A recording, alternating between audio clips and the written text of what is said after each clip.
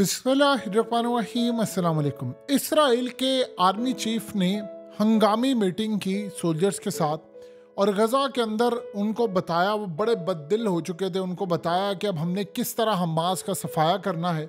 Hamas को ख़त्म ना किया तो हमारा वजूद ख़त्म हो जाएगा, क्योंकि नेतन्याहू असल में इस जंग को लंबा करना चाहते हैं। उस पर चूँकि करप्शन के केसेस चल रहे हैं, इस सारी सूरत हाल में जब से जंग शुरू हुई है तो करप्शन के केसेस उस पर बंद हो चुके हैं, इवन के इंक्वायरीज बंद हो गई हैं। तो अगर इस सारी सूरत हाल के अंदर ये ऑपरेशन, ये सारा कुछ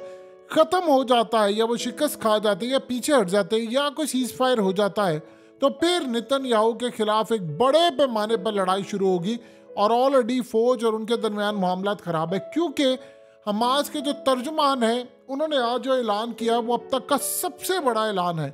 उन्होंने कहा सिर्फ अगर हम आज की बात करें, जब इवन कि आप अंदाज़ा कर ले पाकिस्तान की कौम क्रिकेट मैच देख रही थी, न्यूजीलैंड के साथ मैच था, तो उस दौरान उन्होंने कहा कि उसी दिन में तकरीबन 24 के करीब हमने जो इजराइल के मिलिट्री गाड़ियां हैं उनको तबाह कर दिया है, और उसमें उनके फौजी भी बैठे हुए थे। यानी 24 के अंदाज़ा कर लें कि 24 के अंदर अगर 2 भी लगा लें, 1 भी लगा लें किसी भी तर्ज पर, तो आप अंदाज़ा कर सकते हैं कितने उनके फौजी मारे गए। उन्होंने कहा उसमें टैंक भी शामिल है और ट्रुप कैरियर भी है, एक ऐसा ट्रुप कैरियर जिसके अंदर फौजियों को लाने जाने के लिए वो इस्तेमाल होते हैं, और उसके साथ साथ हमने बुलडोज़र भी तबाह कर दिया है। और उसके साथ उन्होंने कहा कि हमने एंटी टैंक मिसाइल लॉन्च किया है साउथ गजा के अंदर, और साथ में उन्होंने कहा है कि हमारे पास एक ऐसी चीज़ है जो हम लॉन्च करेंगे कि जिसने यानी इनके, एक तो उन्होंने स्नाइपर्स को उन्होंने कहा हमने तबाह किया, उन्होंने कहा कि जिसने भी अपना सर टैंक से बाहर लाने की कोशिश की,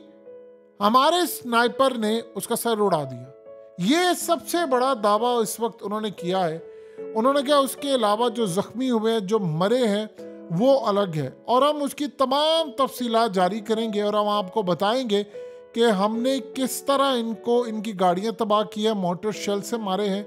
और हम, उन्होंने कहा कि एक ऐसी जंग लड़े हैं जिसमें जो पलड़ा है वो बराबर नहीं है, लेकिन याद रखिएगा तारीख में हमारी जंग पढ़ाई जाएगी। एक तरफ दुनिया की ताकतवर तरीन फोर्स थी, ताकतवर तरीन एयरफोर्स थी, दुनिया के तमाम ममालिक उसके साथ खड़े थे, और दूसरी तरफ हम लोग थे। लेकिन हम लोगों ने हार नहीं मानी, और इस सारी सूरत हाल के अंदर इन पर नाकामी तारी होगी, सारी दुनिया देखेगी। अब इस सारी सूरत हाल के अंदर उन्होंने कहा कि हम वो चीज़ें टारगेट करेंगे जिसका अंदाज़ा नहीं, और हमने जो बिल्डिंग्स के अंदर मिसाइल मारे हैं, आप सोच रहे एंटी टैंक गाइडेड मिसाइल हो या दूसरी चीज़ें, उन्होंने कहा कि वो हमने मारना शुरू किए हैं। और सबसे बढ़कर इलाज शहर के ऊपर हमास की जानिब से हमला किया गया है, और उस हमले के अंदर उन्होंने फैसला ये किया है कि अब हमने ये हमले जारी रखने हैं जिसमें उनका बड़ा नुकसान हुआ। यानी उन्होंने अभी तक तो मिसाइल रोके हैं, लेकिन उनको वो एयर डिफेंस सिस्टम अपना एक्टिवेट करना पड़ा जो उन्होंने पहले सोचा नहीं था। ये अब तक की सारी सूरत हाल चल रही है फ़लस्तीन के अंदर, और फ़लस्तीन की सूरत हाल इतनी नाजुक मोड़ पर आ चुकी है कि इसराइल ने गज़ा के अंदर बहुत सारे जगहों पर स्ट्राइक किया है, और उस स्ट्राइक के अंदर उन्होंने स्कूल में, असल में फैमिलीज थी जिन्होंने पनाह ली हुई थी, वो 15 के 15 मारे गए हैं लोग। इस वक्त सूरत हाल ये है कि इसराइल के हमले के अंदर बहुत सारी एम्बुलेंस मारी गई हैं, हॉस्पिटल के एरियाज तबाह हुए हैं, जहाँ पर लोग पनाह ले रहे थे, शेल्टर्स थे, ये तमाम चीज़ें थी, ये सारा कुछ हुआ है। अर्दोगान ने इसमें एक कदम आगे बढ़कर उन्होंने सबसे पहले तो काम ये किया है कि उन्होंने इसराइल से अपने सफ़ीर को वापस बुला लिया है, और उन्होंने कहा है कि अब हम अगला लाए अमल तय करने जा रहे हैं। असल में इस वक्त अर्दोगान के लिए बहुत बड़ा मसला बना ये हुआ है कि उनके ऊपर बहुत ज़्यादा प्रेशर है उनकी आवाम की जानिब से कि आप कोई फ़ौज रवाना करें, आप कोई स्ट्राइक करवा दें, आप कोई बड़ा काम, छोटा काम करवा दें। अगर आप ये काम करवाएंगे देन उसके बाद आपके लिए मसाइल ख़त्म होंगे। यानी जो वादे अर्दोगान ने किए थे वो उन्होंने कहा कि अब पूरा इसी तर्ज पर होंगे। अब यहाँ सूरत हाल ये पैदा हो रही है कि इस वक्त ग्राउंड का जो सिलसिला है, यानी आप ये देखें कि डेली बेसिस के ऊपर जो खबरें, जिस तरह हमास का दावा है, इसराइल ने कहा जी हमने इनके 1000 से ज़ायद जो हमास के लोग हैं वो मार दिए, और वो कह रहे हैं कि अब ग्राउंड पर ऐसा ऑपरेशन करने जा रहे हैं, इतना सख्त ऑपरेशन होगा जो इनको हिलाकर रख देगा और इतना तबाहकुन ऑपरेशन होगा। अब इस सारी सूरत हाल में वो कह रहे हैं कि हम अगले फेज़ में दाखिल हो रहे हैं, और अगले फेज़ के अंदर जब हम दाखिल हो रहे हैं तो इसका ये मतलब है कि जंग बहुत बड़े पैमाने पर लड़ी जाएगी। उन्होंने कहा कि दुनिया की इंटरनेशनल ताकतों ने, इंटरनेशनल ममालिक ने और मिडिल ईस्ट के अंदर ये फैसला हो गया है कि हमास से छुटकारा हासिल करना है, लिहाजा हमें पूरी सपोर्ट है अमेरिका की और बहुत सारे ममालिक की, और अब हम ये काम करने जा रहे हैं। असल में आज वॉल स्ट्रीट जर्नल ने कहा है कि हमास ने जो 2014 के अंदर जंग लड़ी थी इसराइल के खिलाफ, ये उससे कई गुना ज्यादा बड़ी जंग है। उस वक्त भी ये गजा के अंदर आ रहे थे और नाकाम हुए थे। उन्होंने कहा अब ये जो जंग लड़े हैं ये पूरी तरह तैयार होकर आए हैं, और इसराइल के जो सोल्जर्स इस वक्त मारे जा रहे हैं उनकी तादाद इतनी भयानक है, इतनी भयानक है जिसका आप अंदाजा नहीं लगा सकते। कि यहाँ तक उन्होंने कहा कि अगर इसराइल ये जंग जीत भी जाता है फिर भी ये लॉन्ग टर्म बैटल होगी, यानी ये बड़ी लंबी लड़ाई लड़ने वाले हैं, और ये लड़ाई इतनी देर तक जाएगी और उसका उनकी नस्लों को भी नुकसान होता रहेगा कि इसराइल की फौज को इतना भयानक नुकसान आज से पहले कभी किसी ने नहीं पहुंचाया जो अब पहुंचाया है। इवन कि उन्होंने कहा कि बड़े ममालिक से उनकी जंग हुई है, लेकिन इस सारी सूरत हाल के अंदर पिछले काफ़ी सालों से हमास ने जो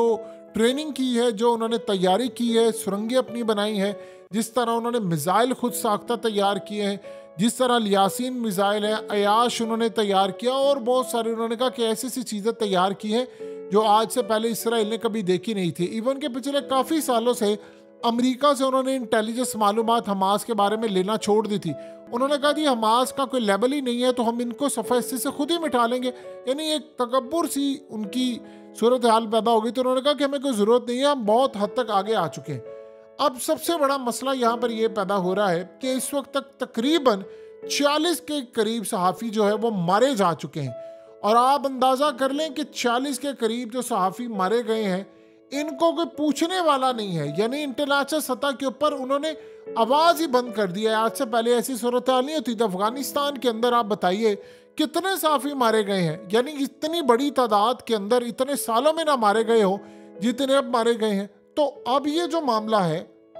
उसमें एक अजीबो गरीब कहानी है कि इसराइल के अंदर इस वक्त एहतजाज शदीद हो रहा है, और एहतजाज की लहर इतनी ज़्यादा ख़तरनाक हो गई है कि इस वक्त लोग नेतन्याहू के घर पर पहुंच चुके हैं, यानी वहां पर जाकर उन्हें रोड ब्लॉक कर दिया है। और वो नारे क्या लगा रहे हैं? नारे वो ये लगा रहे हैं कि नेतन्याहू एक कातिल है, वो मार रहा है सबको, यानी उसका ये कहना है कि इन लोगों का कहना है कि ये तमाम के तमाम जो लोग हैं ये मारे जा रहे हैं, और इनको मारने वाला बीबी है। बीबी असल में निक नेम है नेतन्याहू का। तो उसने कहा कि बीबी मारने वाला फ़लस्तीनियों को भी, हमें भी, और हमें मरवाने वाला है, और पूरी दुनिया के अंदर सबसे बड़ा हमारे खिलाफ जो मसला पैदा हो गया है वो हमें दुनिया भर में जलील किया जा रहा है। असल में अब ये जहाँ पर भी जाते हैं दुनिया भर में इनके खिलाफ नफरत पाई जा रही है, और वो कह रहे हैं कि इसकी वजह असल में ये है। उनका मानना ये है कि देखिए और कोई मुल्क होता तो शायद नेतन्याहू की जगह कोई और होता तो वो रिज़ाइन कर जाता। ये बंदा रिज़ाइन नहीं कर रहा। वो रिज़ाइन इसलिए नहीं कर रहा कि वो कह रहे हैं कि रिज़ाइन ना करने की सबसे बड़ी वजह ये है कि इसके करप्शन के केसेस खुल जाएंगे। अगर ये इसके करप्शन के केसेस खुलना शुरू हो गए तो फिर ये सह नहीं पाएगा इन चीज़ों को, और इसको जाना पड़ेगा। अब इसराइल के अंदर वो लोग कह रहे हैं कि किसी भी तर्ज पर हमें इनको रोकना है, नेतन्याहू रिज़ाइन करे, घर जाए, इस जंग को रोके, गजा के अंदर भी रोके। देखिए असल में पूरी दुनिया के अंदर मनाजिर जा रहे हैं, वो असल में नफरत इनके खिलाफ बहुत ज़्यादा बढ़ी है, और पूरे वर्ल्ड में बढ़ रही है, क्योंकि लोग वहाँ पर जो सड़कों पर निकले हुए हैं वो कह रहे हैं कि जिम्मेदारी असल में इसराइल के अंदर लोगों की है। और जो वेस्ट का डबल स्टैंडर्ड चेहरा सामने आया कि यूक्रेन की जंग के अंदर उन्होंने, वेस्ट ने पूरी दुनिया के सामने कहा जी वो असल में रूस इसका जिम्मेदार है, और रूस ने बच्चे मारे, फलाना किया, ये किया। उससे डबल 2 साल में नहीं, उससे डबल ट्रिपल तो इजराइल ने यहाँ पर मार दिए, और जो तबाही की है उसका तो आप अंदाज़ा भी नहीं लगा सकते। अब इस सारी सूरत हाल के अंदर जो इंटरेस्टिंग मामला है वो ये है कि इसराइल ने धमकी दी है लिबनान को, और लिबनान को कहा है कि अगर तुम इस जंग में कूदने की कोशिश तुमने की तो हम पूरे का पूरा लिबनान ख़त्म कर देंगे। यानी जो नसरुल्ला और ये फलाना, उन्होंने कहा कि पूरे का पूरा हम लिबनान ख़त्म कर देंगे और आज के बाद तुम लोग इस काबिल नहीं होगे कि किसी भी तर्ज पर जंग लड़ सको। अब इसराइल के अंदर उनके मिलिट्री के जो ख़ास तौर पर मामला था वो सामने आ रहे हैं कि उनके आर्मी के रेडियो पर ये ऐलानात हो रहे हैं कि हम गज़ा के अंदर एक अगली और फैसला कुन जंग के लिए हमने तैयारी शुरू कर दी है, हम एंटर हो चुके हैं। और यहाँ पर उन्होंने कहा कि सबसे ज़्यादा बड़ी बात यह है कि जितनी जल्दी हो सके हमें गज़ा का ऑपरेशन कंप्लीट करना है, क्योंकि उधर से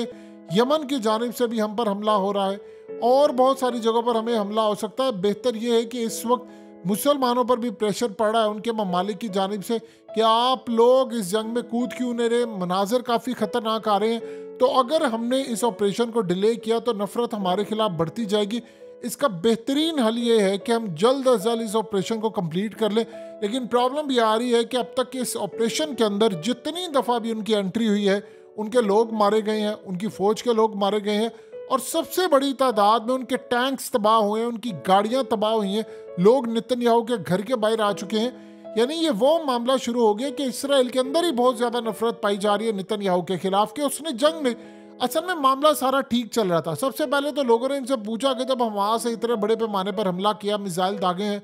तो तुम एक बात बताओ सबसे पहले कि तुम्हारी फौज कहाँ थी, तुम्हारी एयरफोर्स कहाँ थी। देखिए अब तो ये बात बड़ी क्लियर हो चुकी है कि हमास का जो पहले प्लान था वो को बड़ी जंग का नहीं था। उनका प्लान ये था कि हम हमला करेंगे, चूँकि ये बार बार वेस्ट बैंक और दूसरी जानिब हमला कर रहे हैं तो बेहतर ये है कि हम इन पर हमला करें और 20-30 इनके बंदे अगवा कर लें, जिसमें इनके जर्नैलों के और कमांडरों के उनके घर पता थे। उस वक्त चूँकि आपको पता है कि शिफ्टिंग चल रही थी इनके मजहबी जो रस्मात होती हैं उसकी वजह से, तो इन्होंने कहा कि असल में शिफ्टिंग के दौरान फोर्सेस कम होती है तो हम फौरी तौर पर हमला करेंगे। वो हमला करने के लिए गए तो उन्होंने देखा कि आगे वो जिस जगह पर जाए जा रहे हैं सिक्योरिटी नाम की कोई चीज़ नहीं, वो घरों में घुसे, उन्होंने लोगों को पकड़ लिया और ले गए। अब यहाँ जो असल कहानी शुरू हुई है वो सबसे बड़ा मसला ये पैदा हो रहा है कि इसराइल ने जंग करनी थी और इस जंग के अंदर लोग उनसे पूछ रहे हैं कि तुम्हारी सिक्योरिटी कहाँ पर थी जब उन्होंने हमला किया था, हम तुम्हें पैसे देते हैं, तुम्हारा काम था हमारी हिफाजत करना, ना एयरफोर्स कर सकी, ना इंटेलिजेंस इदारे कर सके, ना फौज कर सकी। तो उन्होंने कहा कि अगर इसराइल का क़याम इस तरह करना था, आज तक तो कभी सिक्योरिटी लैप्स नहीं हुआ, तो पहली दफ़ा ऐसा कैसे हो गया कि आपके सिक्योरिटी लैब्स वो सारे ही चले गए। या तो फिर आप मिले हुए इस जंग के अंदर या फिर आप नाहल है, इसके अलावा दूसरा कोई रास्ता नहीं है। और अगर आप मिले हुए हैं तो ये सूरत हाल है कि आपने सब कुछ जानबूझ के उन्हें दिया ताकि हमें जवाब मिल सके कि हम गज़ा पर हमला कर सके। देखिए इस वक्त तो मामला बड़ा क्लियर हो गया है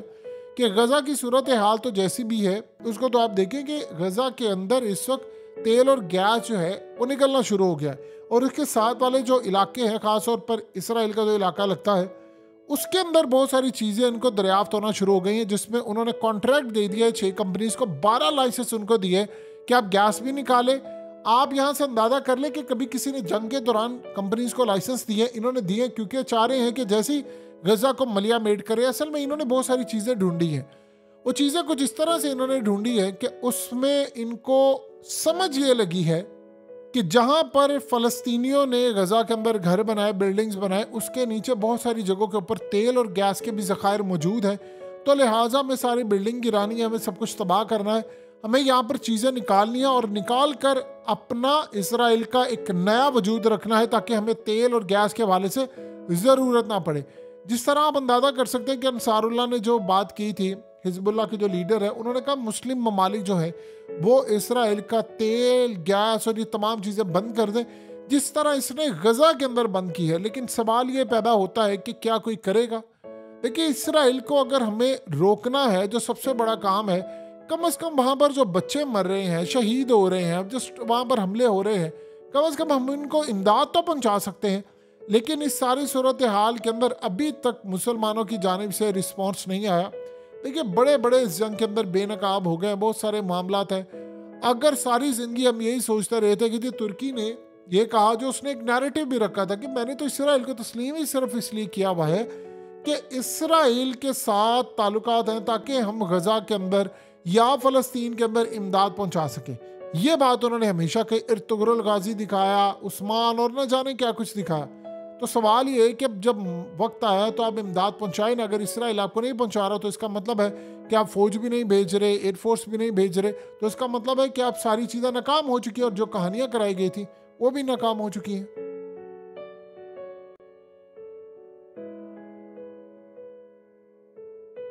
हकीकत टीवी को सब्सक्राइब करना मत भूलें, वीडियो को लाइक करें, शेयर करें और कमेंट सेक्शन में अपनी राय का इजहार ज़रूर करें।